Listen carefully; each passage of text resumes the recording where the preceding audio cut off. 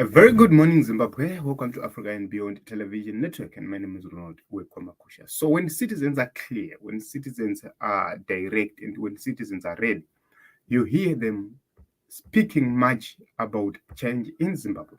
Let us take a look on this very emotional speech which was delivered by Mashoko.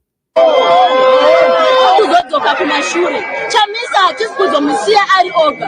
Chamisa hatisi kuzorega kumutevera. Tikutevera Chamisa nekuda kwekuti ndiye watakasarudza 2018. Ndiye munhu watakavhotera. Ndiye guta ruzhinji. Ndiye ane chiedza cheZimbabwe kumberi. Mashoko mamwe anenge ekutaura kuna Emerson Mnangagwa. Ndinoti Emerson. Controla ma-CIO ako.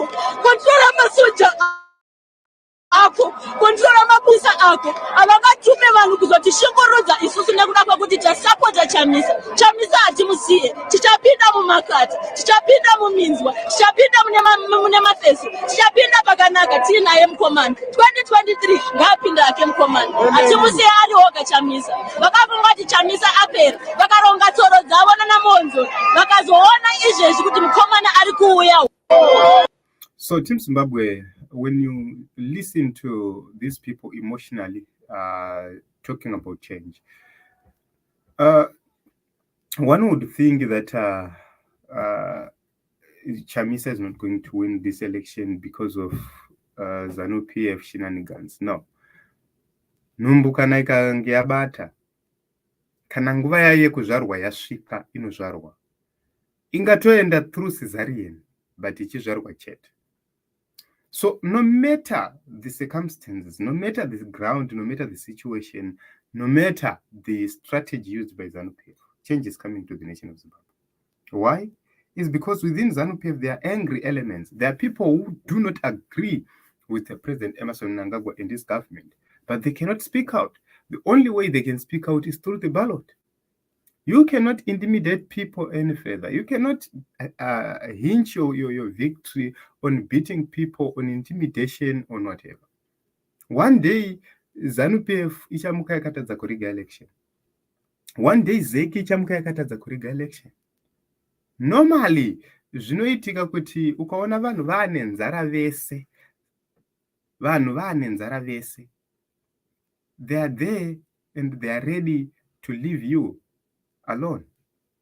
Muchasiwa mega mugonyara, mugoshaya kuti achakubatsirai ndiani kana kuti achamira nemi ndiani. As Zimbabweans, we are peace-loving people.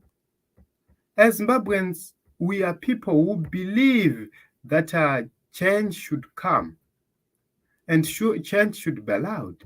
How can you allow elections to happen when you hate the opposition so much? Why are we having these elections? If you don't believe Citizens Coalition for Change should be given a chance if they win, why are you going kumamisha mchinoti pasine mandu? Kana iri mandu, why are you allowing that mandu to be part of the process?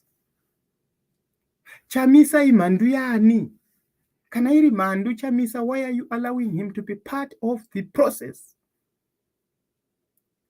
So, honestly speaking, and zivangu, tanze election yawe, mari yotorwa yoiswa ma-election, mototora mamwe mari motenga mazimota nechichi zvekukambena, but you go to campaign on the basis yekuti muri kuti pasine mandu. You go to campaign on the basis yekuti Chamisa akaunza this, Chamisa akaunza that. So honestly speaking, hatisiuza kwamuri kuenda, but change chatoda kuudza ndechekuti nguva yeshanduko yasvika. Nguva yeshanduko ndiyo inoyatiri.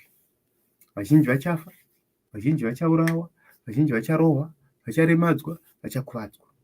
Asi vanhu veZimbabwe vaakuda shanduko. From the civil service, the private service, everybody is demanding change. The young people are demanding change. Let us register to 14 our numbers and make sure that we confront the elephant in the room, which is ZANU-PF. When you see our people failing, it's because of ZANU-PF. So let us remain resolute. Let us continue to work for change in the nation of Zimbabwe.